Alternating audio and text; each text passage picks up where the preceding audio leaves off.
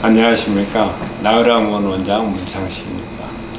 우리가 암을 치료하는 데 있어서 접근법이 다양해요. 우리가 현대의학적인 방법으로 보자면 수술, 항암, 방사선도 있겠고, 근데 암 치료하는 것은 그런 국소적인 이 암에 관한 직접적인 치료하는 것 외에도 암을 일으키게 하는 여러 원인들에 의해서 우리가 접근하는 방법들이 다양하게 있거든요.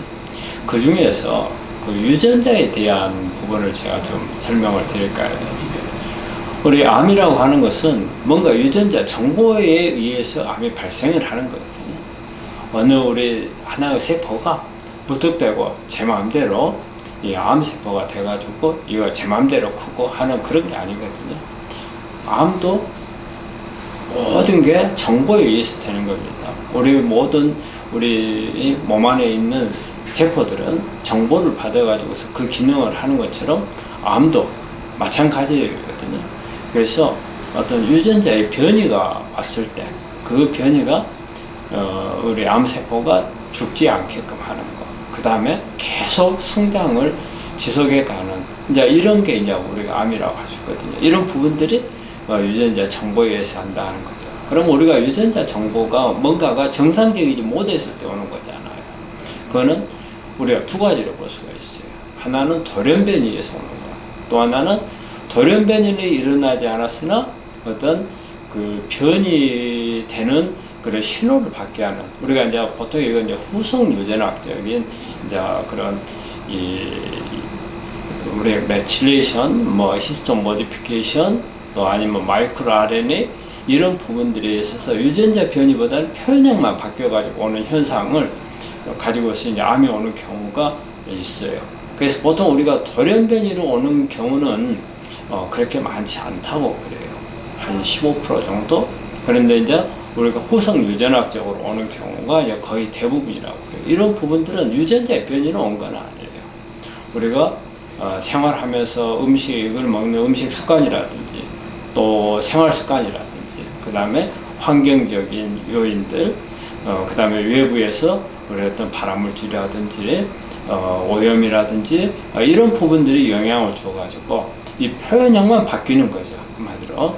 예, 그런 현상으로서 이제 오는 게 거의 대부분이라고 그래요. 그래서 우리가 이 유전자를 정확하게 파악을 하게 되면 암의 성질을 알 수가 있어요.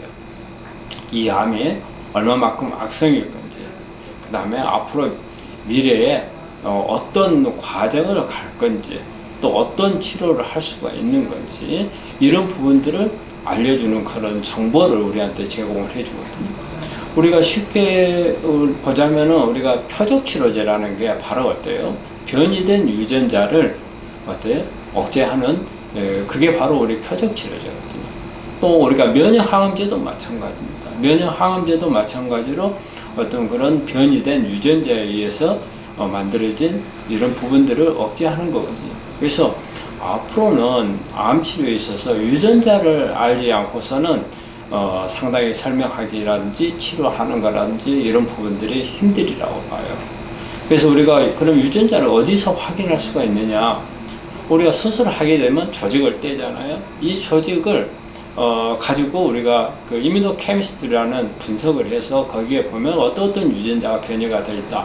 지금 요즘에 나오는 것은 PCR이라는 방식으로 해요. 그래서 우리가 암이 있을 만한 곳만에서 몇 가지 어떤 암에서 어떤 유전자들이 잘 발생하더라. 그러면 그것만 찍어가지고 하는 검사거든요. 이게 이제 PCR인데 최근에는 NGS라는 암이 있는 부위 전체를 갖다가 유전자를 이렇게 살펴보는 방법이 있어요. 그걸 NGS를 하는데 이런 방법을 통하면 거의 대부분 문제가 된 유전자들을 다 찾을 수가 있어요.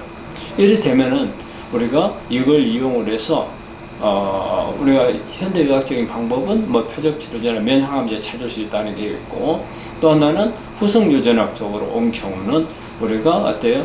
온 원인에 반대로 했을 때는 치료할 수 있는 방향이에요.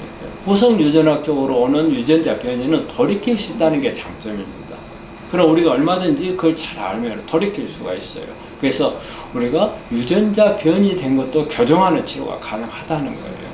그래서 우리가 약으로도 할 수 있지만 그 외에 천연물이라든지 또 우리 주변에서 구할 수 있는 파이토케미칼들이 들어있는 기능식품이라든지 어떤 보조제를 이용하는 방법도 있고, 또 음식을 교정을 하는 통해서 할 수도 있고, 또 생활 습관을 바꿀 수도 있고, 그래서 이런 다양한 방법들을 적용할 수 있다는 그런 게 있습니다.